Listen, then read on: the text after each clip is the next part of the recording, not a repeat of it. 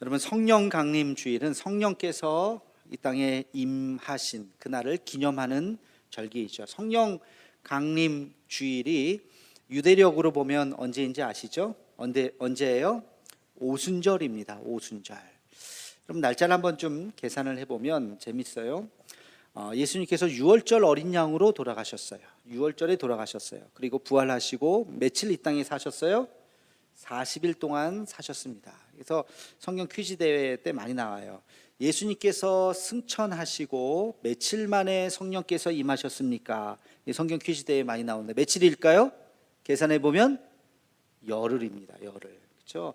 여러분, 오순절은 6월절부터 50일이 되는 날이고, 예수님께서 6월절 어린 양으로 돌아가시고 바로 그 다음 안식일 다음 날 부활하시고 40일 사셨잖아요. 그렇죠? 그러니까 이제 열흘 만에 성령이 임하셨습니다.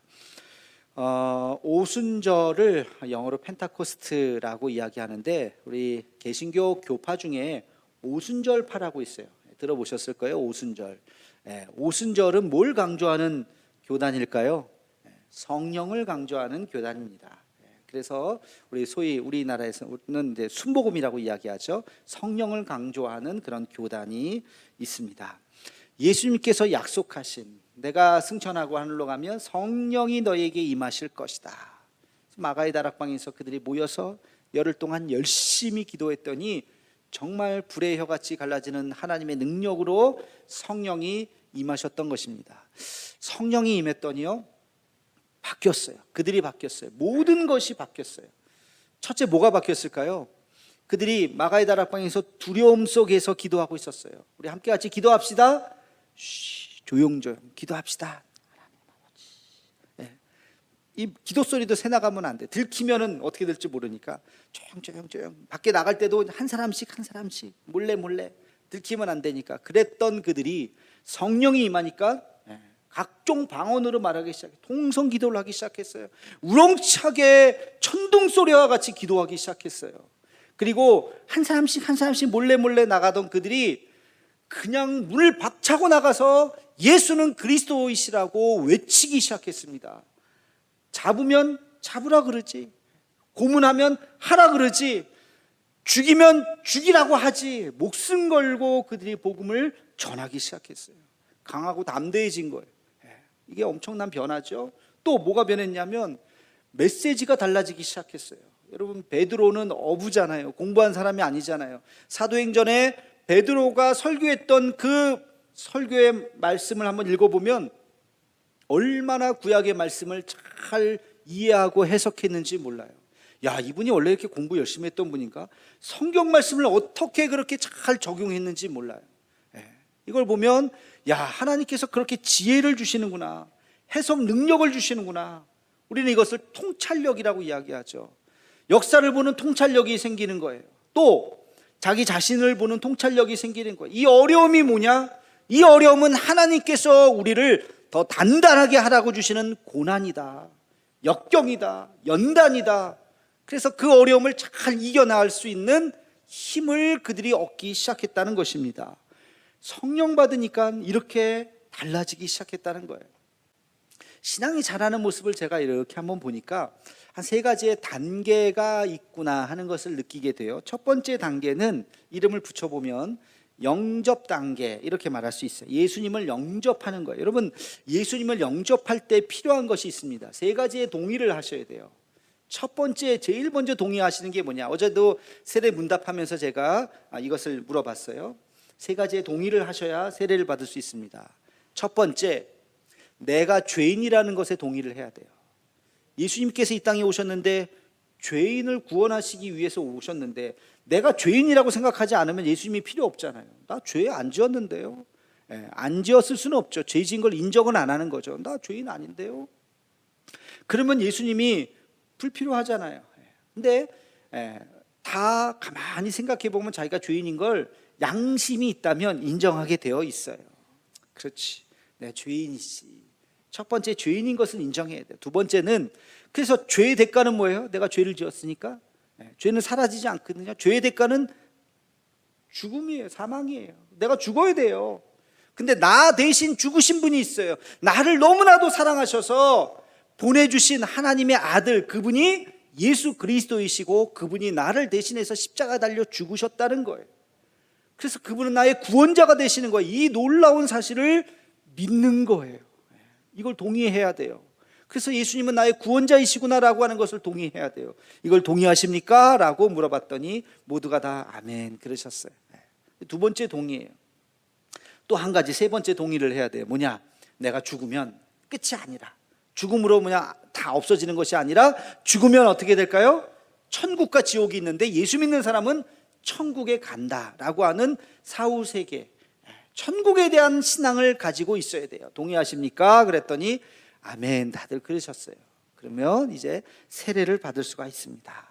이 세 가지 동의, 그리고 나서 내가 크리스찬이 돼서 교회생활, 신앙생활 앞으로 열심히 하겠습니다라고 하는 다짐을 받고 이제 세례를 베풀게 되는 것입니다. 이게 영접 단계예요. 쉽지 않아요. 이 세 가지를 동의한다는 게 만만치 않습니다. 근데 어느 날 여기까지 마음이 열리면 세례를 받을 수가 있어요. 근데 이게 끝이 아니라고요. 두 번째 단계가 있어요. 이것이 성령 단계예요. 성령이 임하면 내 마음이 막 움직여집니다. 내 마음이 달라져요. 구체적으로 이야기하면 예배 드릴 때 갑자기 막 마음이 막 뭐라 할까요? 막 벌렁벌렁하죠. 막 가슴 벅찬 감동이 있고, 심지어는 막 눈물이 나기도 하고, 기쁨이 샘솟기도 하고, 여전히 나는 힘들지만 이거 별거 아닌 것 같고, 나 이겨낼 수 있을 것 같고, 그런 마음 든든한, 하나님이 지켜주시는데 하는 마음, 든든한 마음, 그런 마음이 내 마음속에서 막 샘솟는 거예요. 이게 성령이 내 안에 임재하시는 증거인 것입니다. 우리 함께 같이 기도합시다 그러면 성령 받기 전에는 기도 그냥 하나님 할 말도 없네요, 그냥 가만히 옆에 사람들 기도 소리만 듣고 그랬는데, 어느 날 기도합시다 그러면 주여 하면서 나도 모르게 막 입술이 터져 나오는 거예요. 하나님 도와주세요 그러면서 나도 모르게 막 기도가 뿜어져 나오는 거죠. 그러다가 방언받기도 하고, 예전에는 너 교회 다니니? 너 예수님 믿니? 그러면 아니야 성경 쓱 감추고 그랬는데, 나 교회 다녀, 나 예수님 믿어, 너도 예수님 믿어야 돼. 그렇게 그냥 사람들에게 복음을 증거할 수 있는 마음이 내 안에서 막 생기는 거예요. 근데 이게 또 끝이 아니라고요. 그 다음 단계가 있더라고요. 그 다음 단계가 뭐냐? 이것은 성숙 단계예요. 점점 더 벼가 익어갈수록 성숙해져 가는 거예요. 다시 말하면 인격이 변화되는 거예요. 내 삶이 변화되는 거예요. 더 온유해지고, 더 겸손해지고, 더 마음이 넓어지고, 더 지혜로워지고, 더 섬기게 되고, 더 나를 희생하게 되는 내 삶의 그런 열매가 맺혀지게 되는 것이죠. 성령은요, 한순간 받을 수도 있어요. 여러분 부흥회 같은 거 참여해가지고 그냥 은혜 받으면 방언 받을 수 있고요, 뜨거워질 수 있어요. 한순간 받을 수 있어요. 그런 분들 전 많이 봤어요. 근데 열매는, 이 성숙은 어느 한순간 일어나지 않더라고요. 천천히 일어나게 되는 거예요. 여러분, 이 영접 단계를 잘 묘사한 성경책이 바로 로마서입니다. 로마서는 죄에 대해서, 예수 그리스도에 대해서, 십자가에 대해서 아주 논리적으로 잘 설명했어요. 로마서를 읽으셔야 돼요. 그리고 성령에 대한 역사는 사도행전에 나와 있어요. 사도행전을 읽으면 가슴이 뜨거워져요. 야, 사도들이 이렇게 목숨 걸고 복음을 전했구나, 성령 받았더니 달라졌구나. 여러분 사도행전 1장 2장 성령의 강림부터 시작하잖아요. 사도행전을 읽으셔야 돼요. 그리고 우리의 삶의 성숙을 위해서는 우리가 지금 보고 있는 야고보서를 읽어야 돼요. 야고보서를 읽으면, 야고보서의 주제가 뭐예요? 여러분 야고보서의 주제는 믿음인데 그냥 믿음이 아니에요. 앞에 뭐 수식어가 붙었어요. 어떤 믿음이에요? 산 믿음이라고요. 믿음은 산 믿음과 죽은 믿음이 있다고요. 여러분 신앙과 삶이 분리되어 있는 파편화된 우리들의 모습, 야고보서는 이것을 이어야 된다고, 이게 분리되어 있는 것은 가짜 믿음이라고, 죽은 믿음이라고 이야기하고 있습니다. 우리가 이 신앙의 길을 가면서 예수님을 영접하면 됐지, 예수님 나를 위해서 십자가 달려 돌아가셨군요, 내가 믿습니다 하면 끝이 아니라, 겉으로 보일 때는 그 길이 잘 예수 믿는 길인 것 같지만 그 길 중간중간에 뭐가 있다 그랬어요? 지난 시간에 멸망의 길이 있다 그랬어요. 멸망의 길. 나는 잘 가는 것 같지만 나도 모르게 가다가 보면 이상한 길로 가는 거예요. 그게 정욕의 길이요, 세속화의 길이요, 교만의 길이라 그랬어요. 여러분, 우리는 이것을 경계해야 됩니다. 주일 성수 잘해야 되지만 주일 성수 잘하는 것 같고 내가 지금 생명의 길로 가고 있다고 착각해서는 안 돼요. 이 길이 어떤 길인가를 잘 분별해야 됩니다. 오늘 야고보 사도는 우리에게 그 생명에 이르는 길이 무엇인가를 이야기해 주고 있어요. 자, 오늘 본문 말씀을 통해서 세 가지의 생명에 이르는 길이 무엇인가를 살펴보도록 하겠습니다. 첫 번째, 7절 말씀을 함께 같이 읽겠습니다. 시작. 그런즉 너희는 하나님께 복종할지어다. 마귀를 대적하라. 그리하면 너희를 피하리라. 아멘. 하나님께 뭐 하라고요? 복종할지어다. 여러분, 첫 번째 생명에 이르는 길은 복종하는 거예요. 복종이 뭔지 아시죠? 그 말씀에 순종하는 거, 온전히 순종하고 토달지 않는 거예요. 근데요, 순종하기 위해서는 그 이전에 내 마음이 변해야 돼요. 어떻게? 하나님에 대해서 온전한 신뢰가 있어야 돼요. 하나님에 대해서 온전한 신뢰가 있어야 내가 순종할 수가 있는 거예요. 깊은 데로 가서 그물을 던져라. 하나님에 대한 신뢰가 없다면 뭔 소리예요? 난 어부예요. 내가 지금 몇십 년을 내가 지금 어부 생활하고 있는데 오늘은 공친 날이에요. 어디서 비전문가가 와서 저리 빠지세요. 주님을 신뢰하지 않았다면 그렇게 생각했을 거예요. 근데 주님을 신뢰했기 때문에 그물을 던져라. 네, 알겠습니다. 그물을 던진 거죠. 베드로 보고 바다 위를 걸어라. 무슨 소리야? 내가 바다 위를 어떻게 걸읍니까? 지금 이 시퍼런 바다를. 말 되는 소리를 하세요. 신뢰가 없다면 뛰쳐내리겠습니까? 못 내리죠. 그러나 주님을 향한 완벽한 신뢰가 있으면 바다 위든지 거기가 어디든지 주님이 걸으라 하시면 걸을 수 있습니다 라고 뛰어내리는 거예요. 그러니까 이 복종이라고 하는 것은 억지로 하는 것이 아니라 하나님에 대한 완벽한 신뢰가 있을 때 우리는 복종할 수 있는 거예요. 여러분, 하나님 어떤 분이십니까?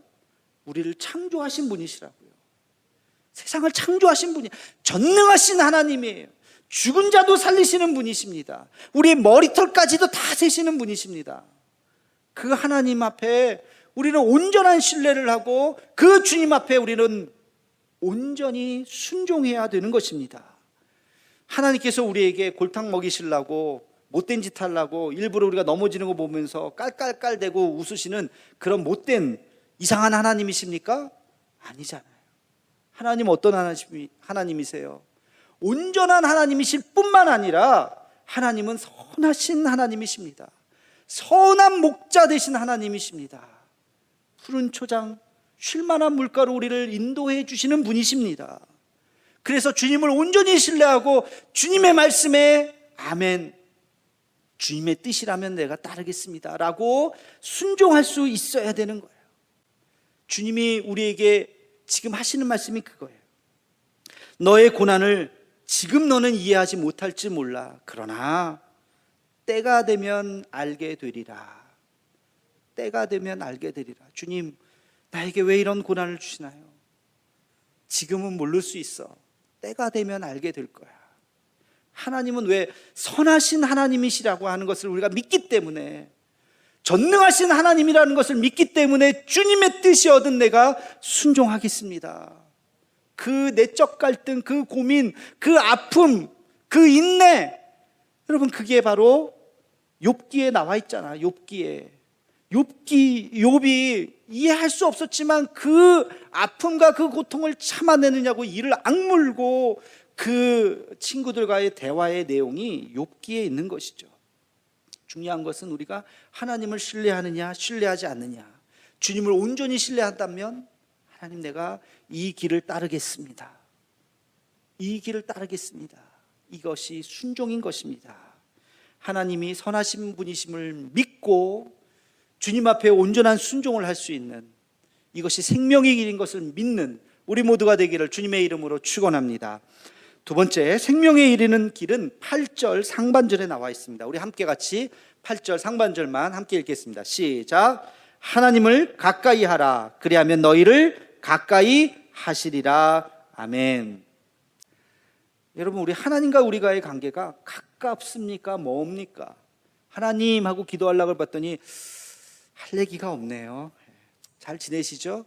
저도 잘 살게요. 내년에 만납시다. 하나님하고 멀면 할 얘기가 없어요. 기도할 얘기가 없어요.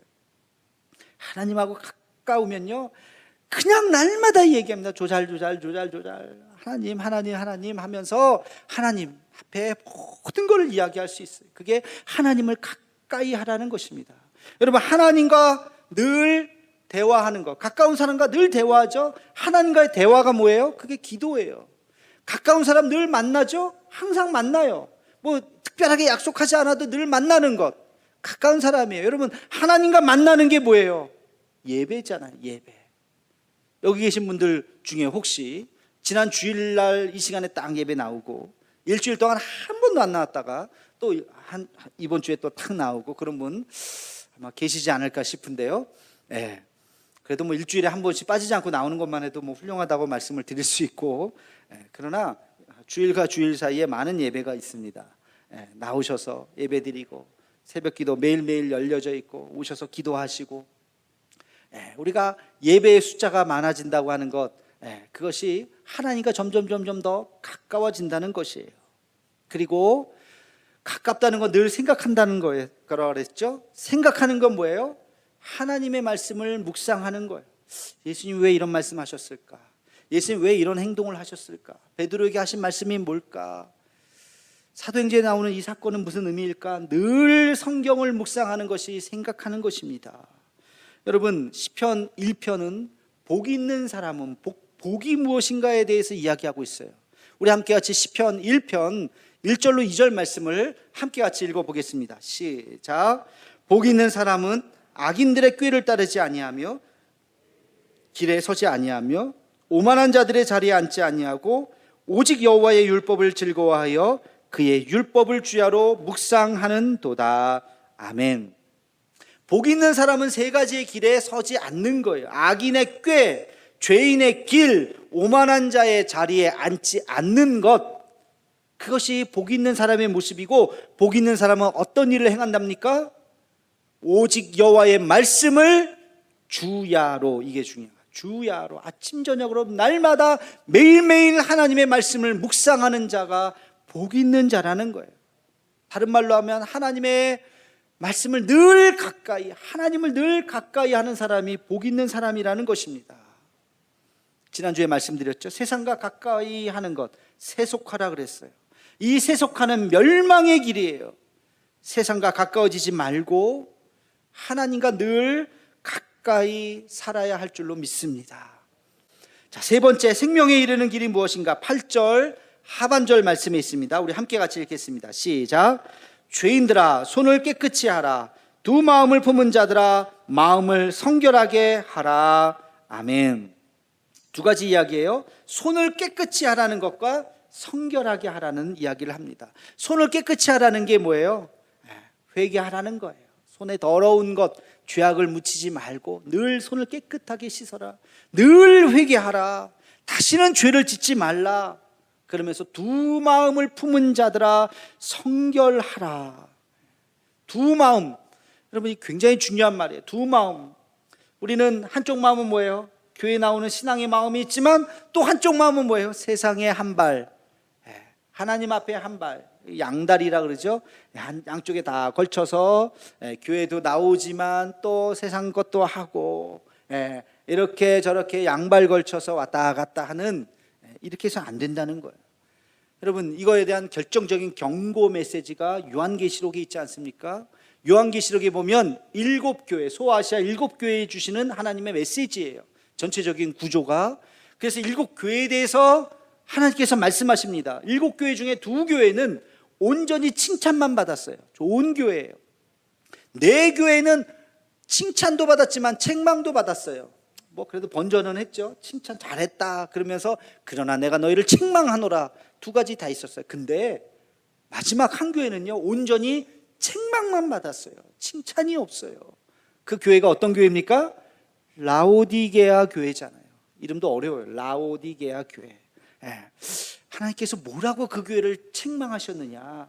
우리 함께 같이 읽어봅시다. 요한계시록 3장 15절 말씀입니다. 함께 읽겠습니다. 시작. 내가 내 행위를 아노니 내가 차지도 아니하고 뜨겁지도 아니하도다. 내가 차든지 뜨겁든지 하기를 원하노라. 아멘. 차라리 차라. 찰려면 아싸리 차가워라. 교회가 싫으면 아싸리 나가서 세상 거 마음껏 즐기다가 탕자처럼 가서 마음껏 즐기다가 어느 순간 벽에 부딪히겠죠. 아, 이게 아니구나. 쾌락의 끝이 아무것도 아니구나. 더 이상 내가 할 수 없구나. 그 끝에까지 가서 벽에 부딪히면 탕자처럼 돌아오는 거예요. 주여 용서해 주옵소서. 차라리 차든지 그렇게, 아니면 교회 안에 들어왔으면 뜨겁든지 해야지. 이것도 아니고 저것도 아니고 교회 다니는 것도 아니고 안 다니는 것도 아니고 신앙생활 안 하는 것도 아니고 하는 것도 아니고 그래서는 안 된다. 그런 자에게 뭐라고 말씀하시느냐? 우리 16절 말씀을 함께 같이 읽겠습니다. 시작. 내가 이같이 미지근하여 뜨겁지도 아니하고 차지도 아니하니 내 입에서 너를 토하여 버리리라. 얼마나 무섭습니까? 토하여 버리겠다. 토하여 버리겠다.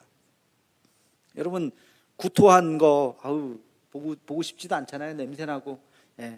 그렇죠? 주님의 말씀이에요. 그렇게 신앙생활 하는 거 아니다. 그렇게 애매하게 신앙생활 하는 거 아니다. 두 마음을 품지 마라. 온전한 마음을 가지고 온전히 주님 앞에 나와서 남은 신앙생활 내가 열심히 하겠습니다. 오직 주님만을 바라보겠습니다 하고 주님 앞에 나와야지 두 마음을 품어서는 안 된다. 우리 떠오르는 동기 형님이 생각나더라고요. 신대원 들어올 때 이 형님이 팔수를 하셨어요. 30대를 오롯이 바쳤어요. 형님 어떻게 하다가 팔수를 하셨어요? 그랬더니 허탈한 웃음을 지으면서 이런 얘기를 해주시더라고요. 30대에 자기가 작은 사업을 했대요. 먹고 살만하고 결혼도 하고 뭐 괜찮다 그랬는데 어머니가 갑자기 이제 돌아가시면서 유언과 같은 말씀. 사랑하는 아들아, 나는 너가 주의 종이 되었으면 좋겠다. 그 유언을 남기고 돌아가신 거예요.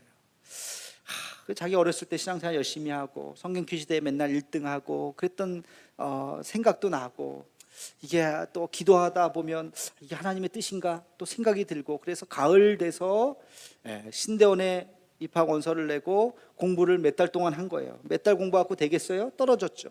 떨어지니까 다시 정신 포착 차리고, 아유 내가 처자식이 있는데 밥벌어 먹고 살아야지, 일해야지, 또 일을 또 열심히 했다는 거예요. 그러다가 또 어머니 기일쯤 돼서 어머니 생각하고, 가을쯤 되면 다시 또 내가 이게 주의 종 길을 가야 되는 거 아닌가, 또 가을 돼서 다시 공부를 시작하는 거예요. 또 몇 달 공부하니까 되겠어요? 또 떨어진 거예요. 그렇게 계속 반복을 한 거예요. 여러분, 두 마음을 품으면 이것도 아니고 저것도 아니에요. 여호수아의 결단을 여러분 아실 겁니다. 여호수아 24장 15절에 보면 타락하고 그 유대 안에 있지만, 이스라엘 백성 가운데 있지만 힐끗힐끗 가서 우상 숭배하는 그들을 향해서 여호수아가 뭐라고 이야기합니까? 너희가 섬길 자를 오늘 택하라. 오직 나와 내 집은 여호와를 섬기겠노라. 오직 나와 내 집은 여호와를 섬기겠노라. 젊은이들아 정신 차려라. 언제까지 기웃기웃하겠느냐? 언제까지 그렇게 우상 숭배하겠느냐? 하나님 앞에 돌아와라. 그렇게 결단하는 장면을 우리는 볼 수가 있죠. 사랑하는 성도 여러분, 우리는 오직 주님만을 신뢰하고 주님만을 복종하고 하나님을 가까이 하고 주님만을 생각하고 두 마음을 품지 않고 주의 길을 걸어갈 때 이 길 끝에서 주님께서 두 팔 벌려 우리를 맞이해 주실 줄로 믿습니다. 우리가 걷는 이 길이 멸망의 길이 아니라 생명의 길로 걸어갈 수 있는 우리 모두가 되기를 주님의 이름으로 축원합니다.